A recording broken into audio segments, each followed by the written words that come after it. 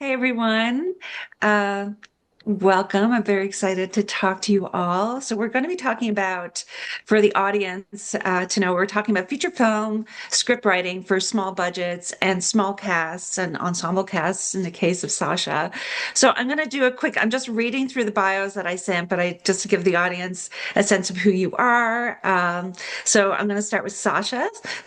Sasha Leigh Henry is a talker who loves making people laugh while making ridiculously valid observations about the world and the trifling people in it.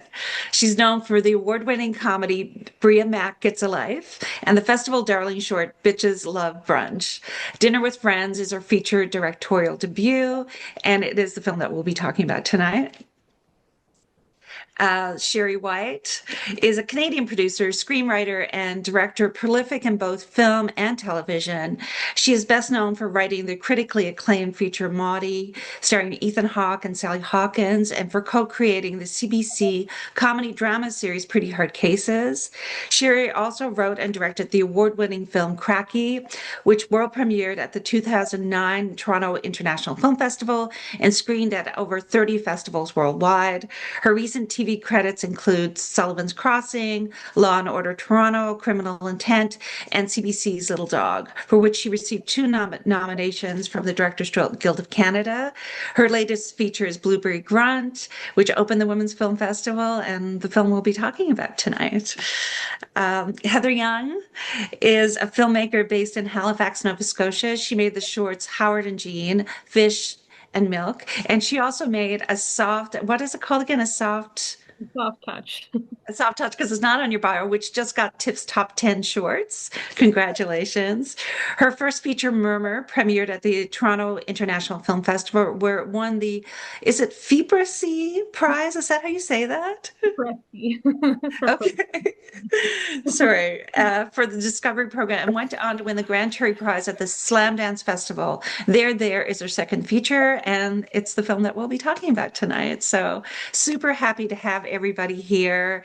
And I think first, like just before we kind of get into, writing for a small budget, I just love to uh, get a brief synopsis of each of your films. And also, I always love hearing about the idea. So the synopsis of the story, just for the audience, but then the ideas that you're exploring in that story. What interests you about that story? Why were you telling that story? So, Sasha, if you want to start with Dinner with Friends and just tell us about it. Excuse Yeah. me.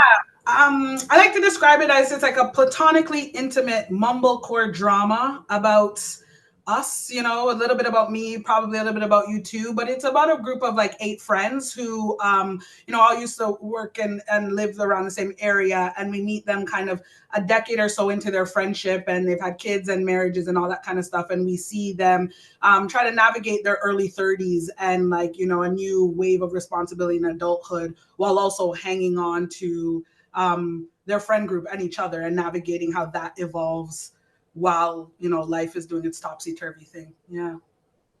Love it. Love it. I just to comment on that. I do love how life, like the world is kind of always playing in the story as well, which I find really interesting. It's like, but it's just tidbits, it's just natural conversation. What about you, Sherry? Why don't you tell us about Blueberry Grunt? Blueberry Grant is about a couple who are celebrating their 19th wedding anniversary, and they go on a blueberry picking camping trip, and a lot of their sort of dramas and tensions in their marriage kind of come to blows, and it's a bit of they have to kind of untangle from their codependent relationship in order to survive the natural sort of issues, the natural environment and their marriage. Yeah, and like when you approached it, like kind of what were the ideas in particular that you wanted to explore in that story?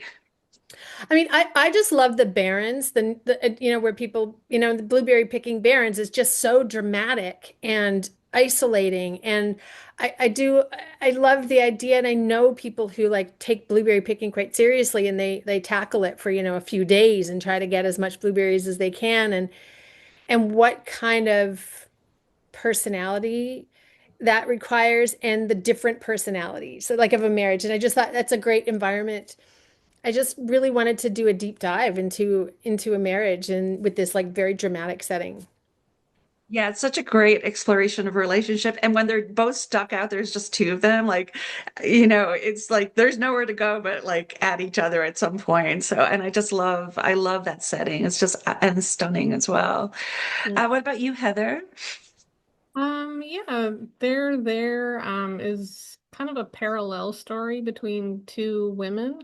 Um, so one is an older woman in her 80s named Ruth, who is kind of obsessed with feeding the birds in her neighborhood and kind of feels like that gives her life purpose in some ways, like she's needed because of this kind of task that she gives herself. And then she's also experiencing the early stages of dementia. And her character is based on my grandmother. And then the second character is her home care worker who's like much younger, like in her early 20s. And is pregnant and has been kind of deserted by the father of the baby. So she's kind of on this lonely journey trying to like track him down throughout the film. And it's just kind of how these two women like affect each other and kind of in small ways like are able to bring comfort to each other, like even though they're at like completely different places in their lives, I guess. Yeah. Yeah, I just love how they kind of mirror each other, even though they're so different. Like and it's really interesting. It is kind of a story compared to the other stories. They're more like, yeah, they intersect, but they are parallel stories. Yeah, I can't wait to talk a little bit about that process and in terms of writing that as well. Yeah, it's really beautiful.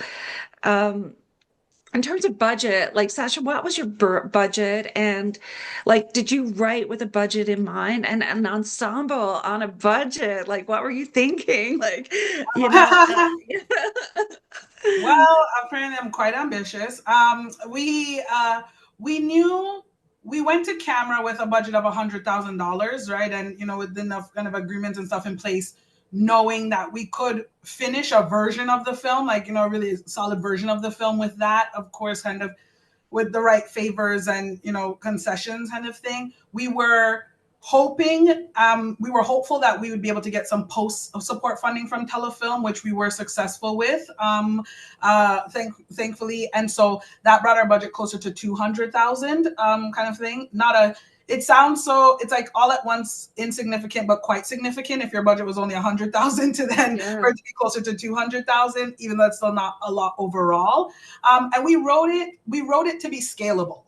So something that, Tanya and I first ideated it, during the pandemic, early days of the pandemic. I think that's likely why I think maybe there's so many, hopefully, or the best comment is how, one of the best compliments we got was that it's like familiar in the best way. I think it really does kind of excise a lot of the things that maybe a lot of people were feeling during the pandemic. And, I didn't even realize that at the time, but I just kind of like, I love a good dinner scene. I love a good talkie movie. And it was like, I said, Tanya, well, you got a kitchen and I got a kitchen, right? At the very least, even if it was just in our houses. And we did, so we wrote it to be scalable, something like, when you watch it, it could require a different location for every dinner, or, one person is always the host. And so it's at that one house kind of thing. So we did design it that way in writing it, and that it was going to be a more talky movie, and that it was a big mission of ours to kind of, with cast, the best thing we could do ourselves is write really good roles that they might not have the chance at otherwise, kind of thing, to attract them to it, or for it to feel worthwhile to take, the break, or maybe a lower rate than they typically would to be a part of it. So we did craft it with that in mind, for sure. Yeah, I was thinking about that because cast is often like one of the, big parts of a budget. And like, did you know these people? Like, how did you attract them to the story? I think, like, as much as I'm a very impatient person, I don't do well with delayed gratification, but I do think, we started writing and I did this in like 2020, but we didn't go like decide we're going to make it until 2024. And I think the timing of that, it's funny because, the timing of where the industry was meant that the series that I had made had a much harder time kind of, thriving in the market. But that also, because of the strikes and that kind of thing, but that also were the same conditions that meant that, yeah, there were a lot of performers and artists who were kind of fatigued from seeing IP greenlight, big franchise IP greenlight after greenlight, right? And a dwindling economy means dwindling lead opportunities. And, we kind of took the guess that, in 2024, yeah, we were still kind of, we're still feeling the impact from the strikes and, almost our own impending one, that artists would be hungry, as we were, right? Just to kind of create without some constraints, for it to not necessarily matter, about, their following online or how marketable, but really just like, are you the person for this role? And that we could create an opportunity because it was such a low budget, and myself and my creative partner were at the helm of it, to just play, right? Like, this was for us to get to just play. And that while that's always an attractive thing, I think where we were in the industry, it felt even more attractive at the time. And we were really, really lucky with the caliber of people that came out for the film and ultimately ended up being casted. We were thorough, but I think even them being down for like such a thorough audition process, I think is really testament to just how hungry creatives were to just like create something that they really connected to. So how did like the budget influence some of your writing decisions in the script? Yeah, initially, so we had it was initially a 130-page script, right? And we had gone into Talent to Watch hoping, so our 100,000 came partially from personal investment and then council grants. So we knew we had that already, and we're waiting for Talent to Watch, hoping, that we would be successful. But Tanya and I were just so, we'd been in development for a while, and I don't know, Survive to 25 was just ringing through the air. And so we just really wanted to hold our feet to the fire and make the thing, right? And so we moved forward kind of even in the breakdown to performers, right? Saying that like the budget will either be $350,000 or $100,000. And you kind of got to be down for the $100,000 version because we're making it regardless, right? And so our DP and all this. So manage those expectations. And then, I mean, I think the whole time everybody was thinking a little bit like, yeah, but she'll get Talent to Watch it. Come on. And then we didn't get it. And it was like, oh, right. And so that once it became $100,000 budget, I think the promise that I had given to the cast and crew was that it would be challenging, but not miserable, ambitious, but achievable. And the reality of it is that, as scalable as the project was, shooting 130 something pages on $100,000 budget across 9 days is a recipe for miserable. And so that meant we clawed like, a solid 30 pages off of the script, right, to get us back in fighting shape. And we knew that again, too, that to a certain degree, the script was bloated because it is a very talky movie. We knew it was a movie that would be written for the final time in the edit, right? There's, the combo could end here, it could end here, it could end that line. So there was some darlings to be killed, but we also kind of knew that going in when we were waiting for results, that if it was going to be the $100,000 version, we had to really pare it back a bit, and we couldn't sit in certain scenes as much. But I think overall that probably worked to our favor ultimately. Yeah, like the film really feels thematically strong. And I find it's almost like a novel. Everybody gets a moment and a chance. You understand everybody's motivations. I find that really interesting how you're able to do that. And I was just really curious, especially to go from 130 down, like to like what you would cut. But it's those long dialogue scenes, like just. Yeah. And there was like one scene where we see, we're with Joy kind of, if there's gonna be a lead, it's her, but it's because she, is that kind of person who would be the lead of it anyways. But where we go with her husband once they learn of like, the separation or rift in the marriage, and we kind of hear her conversation with the people, and then we hear their side of it. But it just it didn't, it's one of those things where when you take it out, does it still work, right? Even if you love the scene. And now we found that for a couple instances. So Yeah. Brilliant. What about you, Sherry? Like, what was your budget? And did you, like, when you came up with the idea, were you writing for a smaller budget, that sort of thing? Were you thinking, what were the decisions you were making in writing this script around budget? The budget was, it ended up around 960 in the end, I think. Definitely, I was gunning to make the movie. I wanted to Yeah. make it. I didn't want to.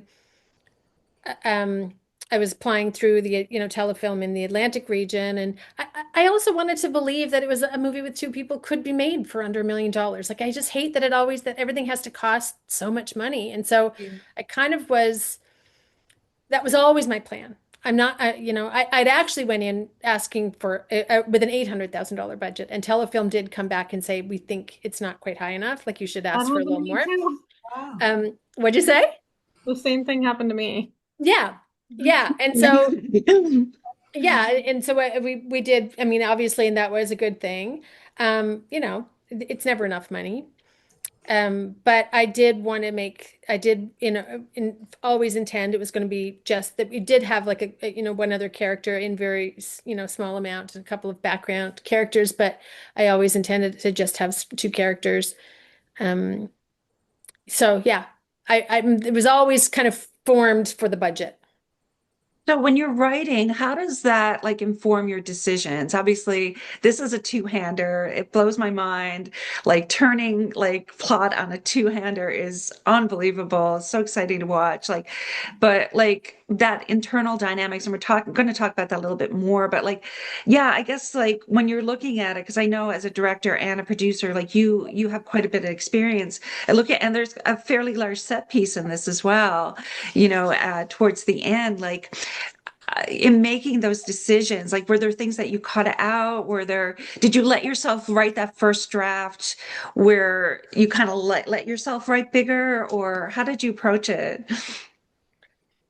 Now, I mean, this was a different experience than anything else I'd ever written. Like, Yeah. Maudie, I think, was 12 years writing that. I think Cracky was 8 or 9. Like, anything else I'd written, it was a number of years feature wise. Yeah. Um, and this one I wrote in like 4 days. Um, and it just kind of came out. Four days. That's Yeah, incredible. I wrote it in 4 days. I'm trying to think if I read it wrong, because I'd written a short story, and then Right. and so I kind of was in the vibe of it, and Hmm. I knew the characters, and then I just kind of wrote out the beats of just like one after the other beats, and because it's really just a very minimal point of view, there was no subplots, so it didn't require a whole lot more. It just kind of poured out, and then I didn't need to you know what I mean? Like, I didn't have to Yeah. kind of overwrite it. So, and then I gave it to Joel. I can't remember if it was after 3 or 4 days I gave it to Joel. He read it and he said, "Great, the fight needs to be," Joel, who played the lead guy, he said, "The fight needs to be about something bigger because they have a fight." And I was like, "Excellent note." Took that note, found this whole other kind of underbelly, and I was gunning this for the application. So I had to get it out really quickly. And I'd already had the pitch deck before I wrote the script, kind of based on the story and what I wanted it to be. So yeah, it just kind of came out that way, and it was really, and again, I think the key is minimal points of view, and um and no subplots made that achievable. I think the more you Right. get into different points of view or subplots or whatever, it suddenly gets really tangly, and it would never Right. have happened. There is kind of a subplot with the son, but it really is ultimately even that's the internal dynamics of them, when That's that the comes out. underbelly of what the That's fight the is about, under, the it's tension. Yeah. exactly, Yeah. yeah, for sure. And when you break out into the second half of the second act and they really get into why, it's Mhm. like, okay, but it's a subplot, but it's not. It's their internal dynamics and their core problems, which I find really interesting. Like, Mhm. I think that's why I asked everyone what that idea you want to explore, because I think you guys all really, the thematics are really strong to me. I felt like all the stories were very strong in kind of the story they wanted to tell. And I think that emotional stakes that you wrote around, like these character emotional stakes, really allow that to, I guess, exist in this smaller budget world. They should exist in all the worlds, but Mhm. yeah, like those big plot elements, you don't get the luxury with big budgets or small budgets. What about you, Heather? Like, what was your budget? Did you write this in mind with budget, or is this just yeah, just talk a bit about your process and what influenced your writing decisions. Sure, yeah. I feel like I've always kind of been writing with budget in mind, just kind of out of necessity. It's kind of like how I'm used to working. And like especially with like my first feature, Murmur, that was a talent to watch, and it was when talent to watch was less money than it is now. So it was like pretty small amount. And so I really was quite kind of rigorous when I was writing that film to make sure that I felt like it could be doable on the micro budget kind of level. Um, the budget for there was 1.1 million. And I've learned like mo money, mo problems, you know? That Like, way. that's really what I've learned through this whole process. Like, I feel like now, I'm kind of yearning to go back to like the Canada Council type of situation where, you apply and you either get it or you don't. But if you do, they just give you the money. And it's not a lot of money, but they just give it to you. And it doesn't work that way with telefilm. Let me tell, like, God bless telefilm and everything. We all love telefilm, but oh Mhm. my God, like what a process. Like the bureaucracy of it all is just like quite overwhelming. And it takes a lot of time and effort to just jump through the telefilm hoops. And at a certain point, you're kind of wondering, like, why am I doing all these things? Like, why am I spending my time and my money and my labor doing all of these things? Like, I'm not a lawyer. I'm not an accountant. Why am I doing this? Like, why is this my life, you know?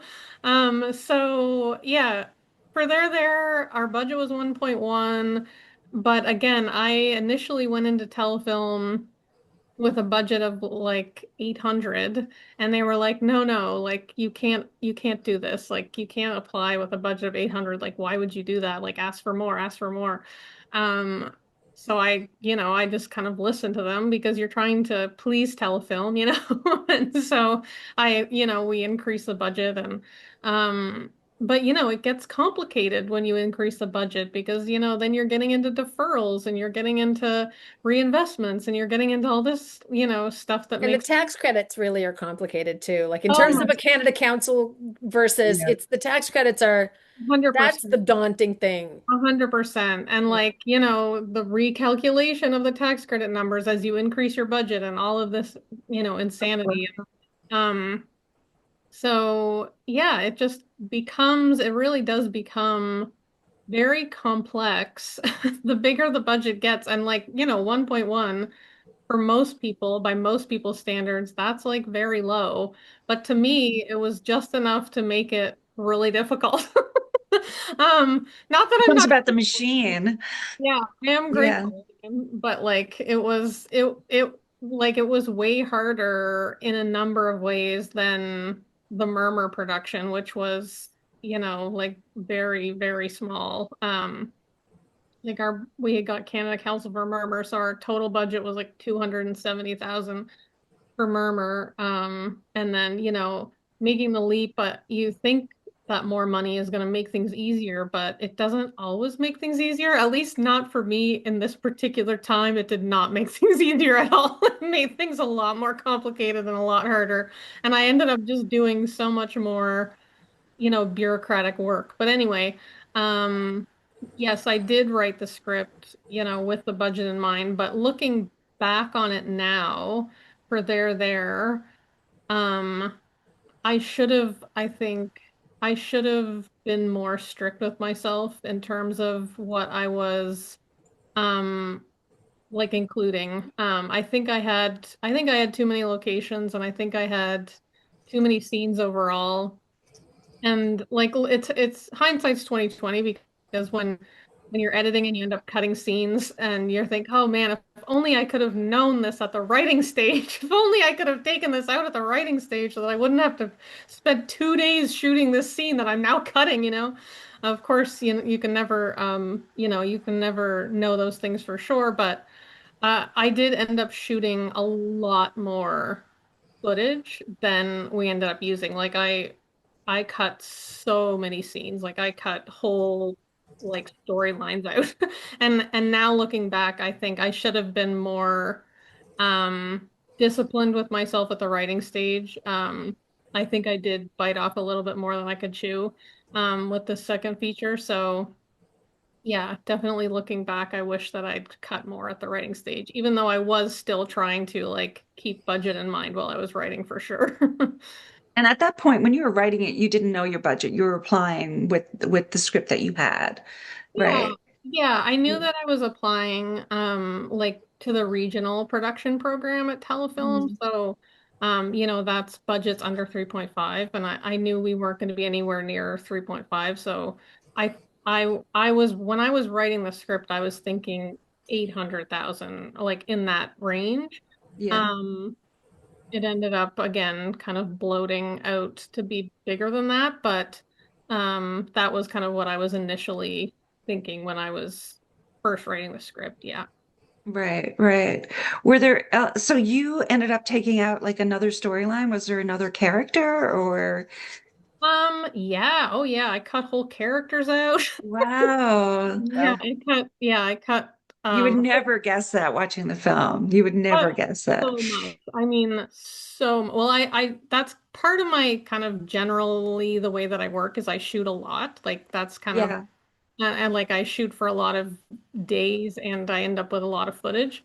Um, that is kind of the way that I like to work, but at the same time, looking back, I was like, yeah, I should have known better. I should Well, have you feel known like you're flushing so much money down the toilet when you're totally. Like, yeah, yeah. I definitely cut full characters out. I cut storylines out. Wow. So yeah, a lot of stuff. And it's like, there was some of that stuff that was really hard to shoot.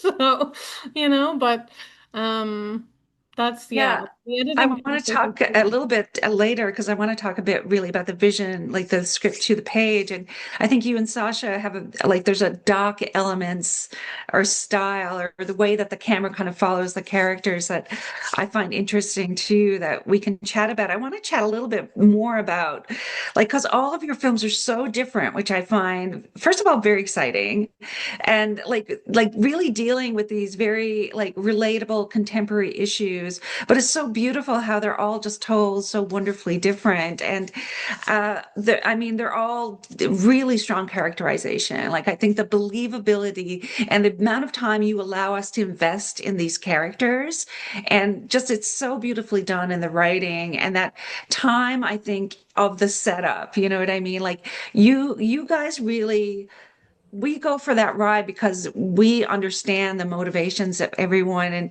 how you pace that out. And I just wanted to talk a little bit about that, like that character kind of driven and also like turning plot on internal dynamics. Like that's so hard to do over the course of a feature. It's just insanely hard to do. So really just talking about structure a little bit and starting with you, Sasha, there's the obvious structure of the dinners, but just in general, if you want to talk a little bit about that kind of that engine of the story and the structural engine and how you work with it. Yeah, I think I mean, for the structure, I definitely have to tip my hat off to my writing partner, Tanya Thompson. I think she definitely, I mean, that's one of her strengths. I mean, even after I've read it so many times when at our table read, I was like, oh, the final dinner is the only time where we see them all together. Like it's really, the structure is almost so subtle that like that you appreciate so much because you don't realize maybe to the end just how much things kind of played into each other. And I think, in our writing duo, I always say she's the architect and I'm the interior designer kind of thing. Love And I that. think like, Sinking Ship was the first time we kind of formalized our partnership, and I didn't write that, but I directed what she wrote. But we have like a similar taste for those kinds of movies, and I love character. I think, my first foray into film and stuff was through theater as a performer myself when I was like in high school and, a bit through university kind of thing. And so, I often joke that I'm the kind of person I'll be on the page. I'm like, is she a hi or a hello person? Is she an Aries? Kind of thing. So like the details of that, like I love getting into and the way that they talk and the thing. So I think this in so many ways, the film ended up being like a real showcase film, I think, for all involved, right? Us as well as writers, that really kind of showed our strengths. I think some of the specificity in the dialogue and things like that really showed my strength. But that structure, Tanya had a really strong sense of and I think we kind of went through it too. And we also, we love to workshop a year before we ever shot it, again, just to kind of like, do something creative for the sake of it and for fun. We kind of just put out a call to anybody, actors, non-actors, do you want to just come to this table read? And we held it at Tanya's house and had some charcuterie and wine. And like, we read the script out, right? And we could hear, and then we asked our friends, some of who were like in this age range or, living some of these things, like kind of what they thought. And that helped us get a sense of like, the karaoke scene is so integral at the time when it comes, because, initially in the first pass reading, I'm like, I need to be reminded why they keep showing up to this thing. You know what I mean? Like, I think we've all gone through phases, they're in a particular phase where when everyone is in a tight spot or dealing with a thing, it feels hard to show up for each other, right? But because the audience doesn't get evidence of all of their heyday, right? We really needed something early to kind of be like, oh, this is at it, and feel like, and see what it is that they're trying to get back to every time they come together, kind of thing. So yeah, I don't know if that answers your question, really. I hope if you could talk just for the audience a little bit about that structure of the actual dinners and like kind of how you build that, just kind of in that technical kind of sense. Yeah, so I think like we kind of looked at, I think there's seven dinners in total, and we kind of looked at those each as kind of like a big kind of act, set piece, that kind of thing. And if you notice, there's like, each dinner, at least one of the characters kind of have their moment. And so the idea was, in this really interesting way, I think because of how much is happening, but the structure of it wasn't that there was like a huge plot driving it forward, right? All of that plot stuff exists. A lot of what happens exists in the background, right? And we really tried to sincerely have it reflect what it felt like, the journey of a friendship across years feels like, right? And what are and so it might have, and in an interesting way, because each kind of dinner or each person has their moment, you kind of know what they're dealing with, even when center stage is on someone else, but then using each of those as the opportunity, like in building a structure, to kind of reveal something. And so the normal plot devices that you're used to kind of taking up the whole movie become ways that we can reveal and keep you interested as we're going on, right? And it becomes, so like, I think there was a balance of like, how you should feel a part of this group, but you haven't caught up with them in a while yourself, right? So you don't necessarily know about the baby yet, or this trip yet, or those kind of things. So it still offers an element of surprise. I think we tried to be mindful that, like, we have seen versions of this movie before. We've seen stories handle any one thing that this person, any one of them is going through as the whole subject matter. And this was really about coming back to the friendship group as the through line. And I think the thing that helped cement that structure for us, even in the edit, was really, the date cards and how those move forward. Because initially we thought it was just going to be... I was going to comment on that. Yeah, initially we thought it was just going to be B-roll, and quickly realizing, well, one, how much of Toronto looks the same for 8 months out of the year, kind of thing, which we thought would work in our favor. But then it just became really difficult to get a sense of how much time had actually passed, kind of thing. And then it really made it, and then I don't know, I think I was just setting something in my Google Calendar on my phone, and that like click, click, click, click, click of the thing, that kind of like, and I was like, oh, this is it, right? This is the thing. And the idea of, and especially because Joyce says, I hate that group chat. We all have we're all a part of it. It's just such a like central place. And so the opportunity to provide, because each of the dinners has such a big life occurrence happen for somebody, these also became a respite too, right? You kind of like come up for air, let what you just saw kind of wash over you. That's the reason why it's kind of even the color that it is, because initially I think I was leaning towards a more intense red, and just coming out of some of those scenes, it just felt too intense, right? And so, I'm kind of And just all for over the the audience, like there's I believe seven dinner scenes, and it does feel like you're just catching up with but all their stories intersect, and there's something new that comes out with somebody, but it has an impact on everybody.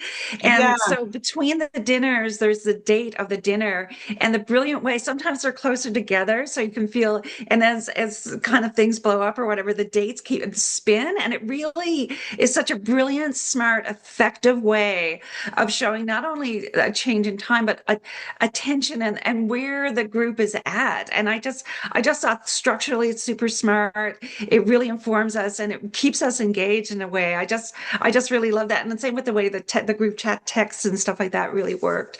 It was quite beautiful. And I found like in the second half after the baby, that's the first time we'd go outside the dinners. Like, so yeah, you start opening, they're all heading to the dinner, but yeah. we're actually, you break it open a bit. Like, it's like, and they're fractured. Everybody, then now we're seeing people separately. And I thought that was like, it was dinner, structurally dinners. And then it was like, okay, the baby's had, like, she's dealing with that. Everybody's trying to get to the dinner. People are frustrated. And it's still all about the dinner. It still has a strong thematic of friendship, but you kind of break open the story at the same time. And I Yeah. just like structurally, I found that really interesting and just especially with an ensemble, because that's a very hard thing to friggin' do, big budget or not, to follow that story, to always feel connected to these people. And like everybody, like we're always catching, it's like you said, it's like like we're catching up at dinner as well. So I Yeah. just wanted to kind of like, I hope you don't mind, like No, expand on no, that a little no. bit for the audience, because I super appreciated that. And just that approach I thought was really innovative. And Sherry, do you Yeah. want to talk about, oh, sorry, go ahead. No, no. I was gonna say, yeah, it was one of the fun, like that was one of the more headbang, but like a real like we're like, what is this? Isn't right, this isn't right, and then you do it, and you're like, oh, this is it. It works. The first time when we did an Yeah. early screening of it, we were working with someone who was just helping us kind of set up, instead of like a wrap party, we did like a cast and crew screening where we ended up telling them that we had gotten into TIFF. And so someone was helping us kind of set up for that. And so she didn't know anything about the film. She had never seen it, whatever. So she watched it with us. And the first time it goes for that extra long time towards the end, she literally gasped. She was like, no. And like, that's when I was like, oh, I knew that it had like really met its impact, right? That it was telling the story, helping tell the story in the way that we had hoped. That's so exciting. I can't believe we only have like 15 minutes remaining. So I do want to talk about then like really that story engine, because we're here to talk about the writing part of these features. So Cher, if you want to talk a little bit about, because like you're doing a two-hander, like that again, like remarkable, turning plot on dialogue is just chef's kiss, first of all. And I think the time you give us with those characters that we get to know them, if you want to just talk about how you structurally your structural approach and just in general your approach to that kind of engine of the story. I mean, yeah, again, I didn't follow a lot of my own advice, like when in some ways when I structured how I structured this, because, and if I could do anything different, I probably would have found a different way to like open the film, because it is a slow burn for the first half of the film. It's a slow burn.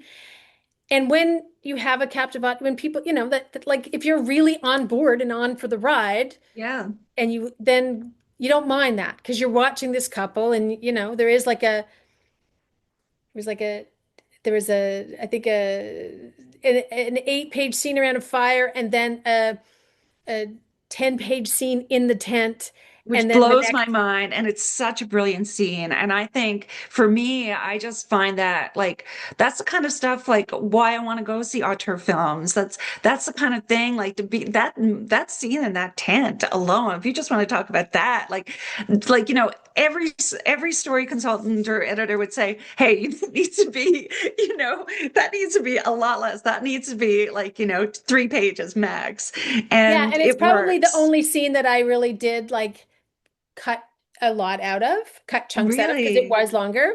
Wow. Um, because yeah, and because I had the because it was two people lying down in a tent for such a long amount of time, I did kind of have them kind of moving closer together, turning away from each other, like the way you do.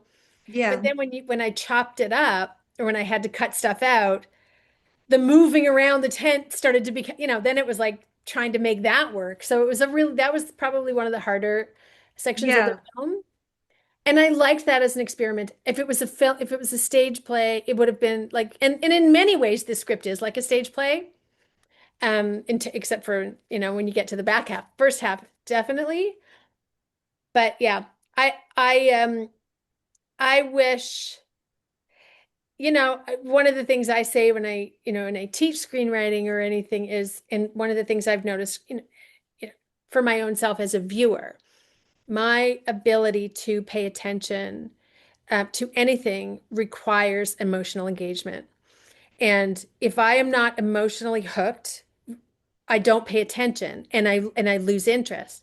And so that first 2 to 4 minutes of a film, for me as a viewer, as somebody who works in this industry, it's hard if I don't get engaged. If something doesn't spark me where I'm connecting emotionally, I move on. So because obviously it's a film I made, I was not aware that, this might be a harder kind of connection because I slowly worked our way in. And if I had my time back, I would have smacked people awake for the first 2 minutes and then did the slow burn because Right. what's that shocking moment that people are like, what's going on here? Then do the slow burn. And that's my one regret, which is not necessarily what you asked No, no, me, no. but I appreciate that though. I appreciate mhm, that. For me, like I just felt like it was such a character study. Like I felt like it fit the world, it fit the tone. I felt like the two actors were so incredible. Like, and so for me, like I didn't feel that at all. I felt the experience of being with them because they're so dynamic and your dialogue is so dynamic. And like there's also that burning question of what's going on. Like mhm. she was dealing with so much fear, and I find that like, and even when she gets lost at that point and all of that, and he's kind of oblivious, he's this interesting counterpoint. You're like, you totally understand why they're together and why they're not together, but you also think like they're going to end. Like, I just thought you handled that really beautifully, and then you start to unpack. To me, it was like that second half of the second act, and you really start to unpack the why, like why we're here and the pain and the frustration and the anger, and it were you intentionally kind of going that way with that, or is that just how that story evolved for you? Yeah, yeah. I mean, no, I was, and again, there was one moment in the edit where I was like, oh, should I be getting to? Because if you get to the 40 minute, the film is 85 minutes. If you get to the halfway part, the rest of it books, it kicks, like it's just going, and you're in. But Yeah. but you're kind of sitting with a sort of insufferable man and an angry woman for the first half. And that, it's not necessarily everyone's cup of tea if Yeah. you're but so there was part of me that was like, should I be trying to just like pull this fight up? Is this, halfway mark, should that be at the sort of 25-minute mark? But then I would have made the film, it just wouldn't have been what I wanted Yeah. it to be. I And like wanted us to what sit in the uncomfortable tension of their marriage. exactly, So which you do yeah. so well. And also, like in terms of writing for a small budget and all of that, what would have made that happen? Would that be another's plot or like some external event, which of course blows Well, up the this budget is in a it. different Then I'm like, way, then am I right? just making an action film for a two-hander That's action? right. Because it's the intimacy, I think, is also the beautiful strength of this film. And like, I watched it at the festival, and like this woman from France was sitting with me, and I said, "Oh, they're my friends up there." And she said, "Please tell her how much I love this film." Because like it was like, it worked. It was full engagement, but I know what you mean. Like those two-handers, it is intimate and it is those it's not like audiences not are used to that kind of way of handling a story. Yeah. Yeah. What Yeah, and I about mean, I am more proud I love this film more than anything I've ever made. But just in terms of analyzing, like, for sure? because it's great that I feel that way. I need Yeah. everybody to feel that way.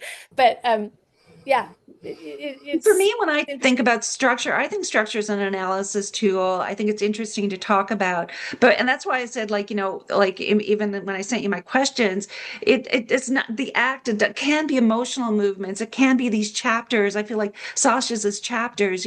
There's all kinds of ways of moving that story forward. It's just, well, how are we being, like you said, emotionally pulled in? And then with a small budget, it is those characters. It is that movement with them in the moment. It's that emotional engagement.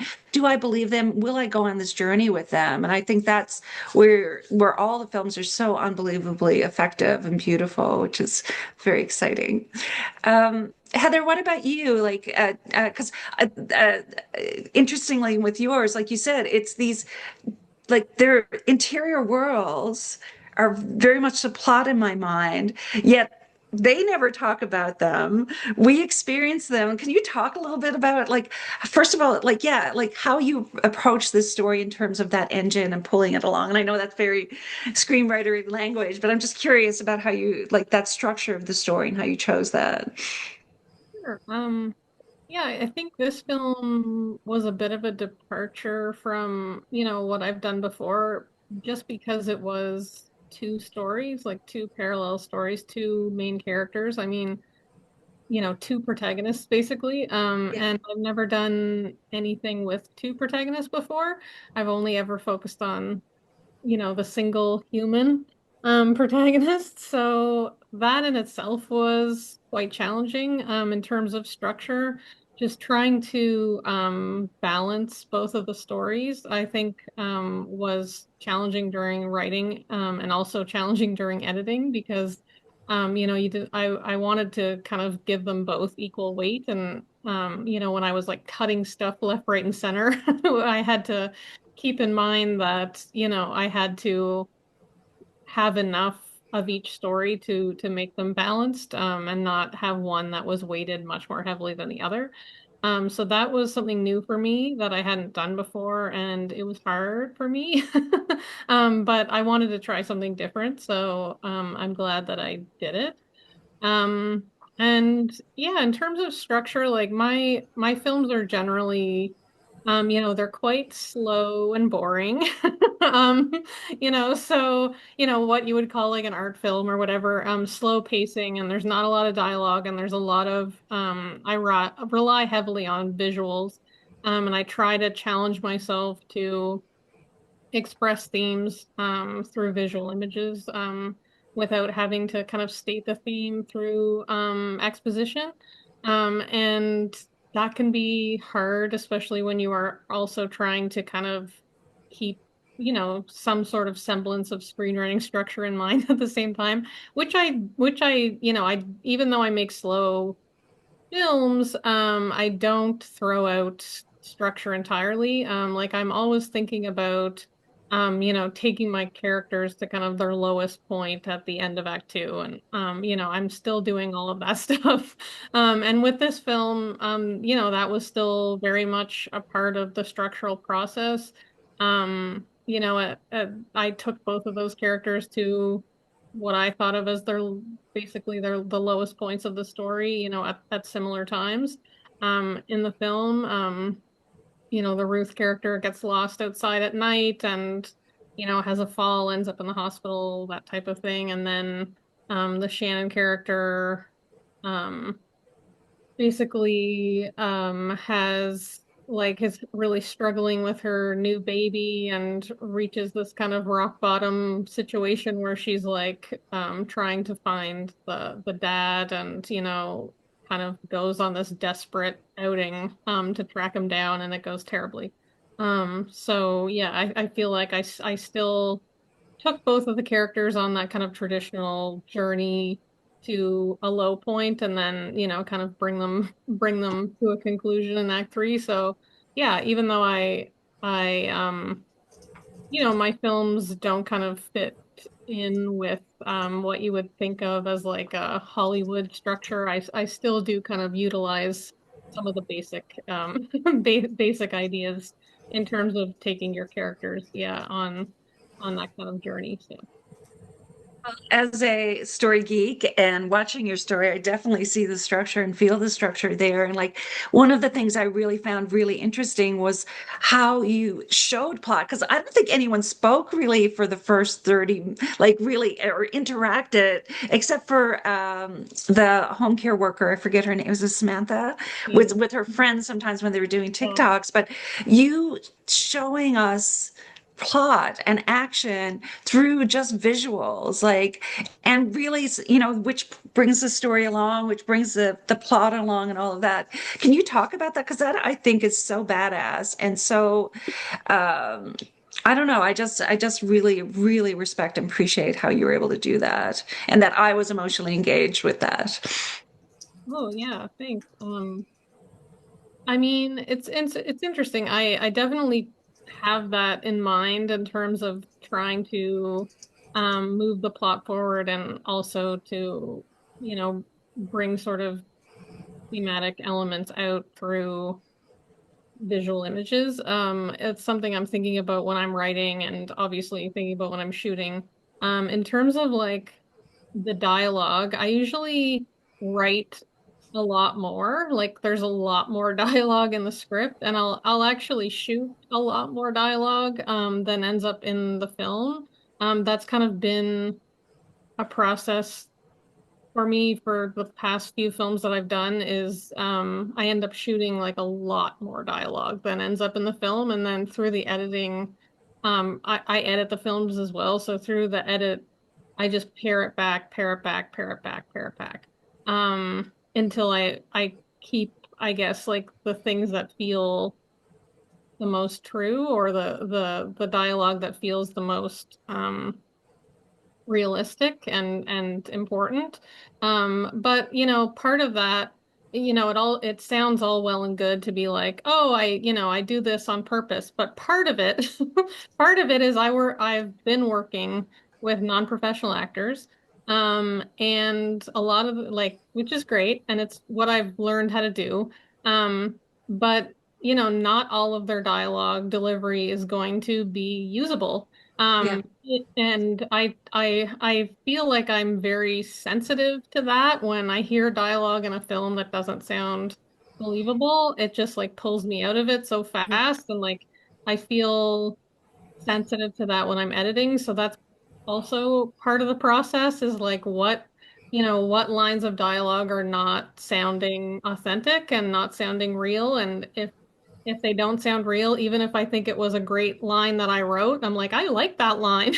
But then if I don't have that delivery from the performer, and that's as much on me as it is on anyone, then I cut it because I can't Right. stand And as a director, I can see how much you shoot. So you will allow the space also for the visuals to tell the story, like the reveal of her being pregnant, of the dementia, all of it is told like so minimally, but like those plot elements are so there at the same time. And I know that Victoria is saying that we got to wrap up soon, but I do want to say like kind of similar with Sasha's kind of the midpoint, like the baby comes and then suddenly we move out of their worlds. Like now we're more in the apartment with the home care worker and their new baby, and Ruth goes into the home. And like I really like I know like for me, all your stories were so structurally told in such different ways, which is makes me really exciting because I think structure is something that people really get hung up on, but really start. It was like Sherry said, it's like, am I emotionally involved? Am I moving forward with the story? And with these more intimate stories where you're really turning on internal dynamics of your characters, I think, and to the point of, writing for smaller budgets, which require that kind of plot turns. We don't have, the money's not there for the bigger elements. I'm just kind of blown away by that. I guess maybe one sentence from everybody of any advice that you would give to any people writing for a small budget, like if you want to start, Sasha, like, or lesson learns from or something like that. Yeah, I think lesson learned, a post-production supervisor is always worth it, no matter the budget level. To, I think like, yeah, again, trying to write for the budget you actually have, right? Scaling down, making some of those concessions sooner rather than later, I think is really helpful. And, you know, scaling down, there's always a story to be told. There's always some version of it that can be told. And it's like, you know, just tell a story, shoot a thing, don't wait, you know, if you can. It's useful for the muscle. And I think we only become better filmmakers by just telling our stories however we can. Love it. Yeah. Sherry? I guess my advice, and again, I kind of partly gave it about, you know, remembering to sort of grab people, but also just, you know, step outside of what you're writing and just ask the question, are you dangling the curiosity carrot? Like, are you making people curious enough about what's going on? Because that's ultimately, and you know, in terms of structure or whatever, I agree. As long as people's curiosity is continuing to be engaged and you're continuing to kind of follow that carrot, doesn't matter what structure you have. Totally agree. Love that. Thank you. Heather? Yeah, I think, yeah, my advice, I think for me, something that I learned kind of along the way of making, through making a lot of short films, was that you know, you're kind of told or taught or, you know, that filmmaking has to be done in a certain way or I think we're told a lot that, you know, this is how a film set is and this is what you have to do to make a film. And these are the people that have to be involved in order for a film to be made. But that's not true. Like, and you know, you can make a film any way that you want to now, especially, you know, I'm kind of old, so back in the day, like film was so much less accessible when like everything was shot on celluloid. Yeah. But now, you know, we have access to, you know, great cameras. Everybody has access to great cameras. And I just feel like try not to get stuck in this mentality that it has to be done this way with this amount of people, you know, on your crew, or, you know, you need to have such and such a person on your crew in order to make a movie.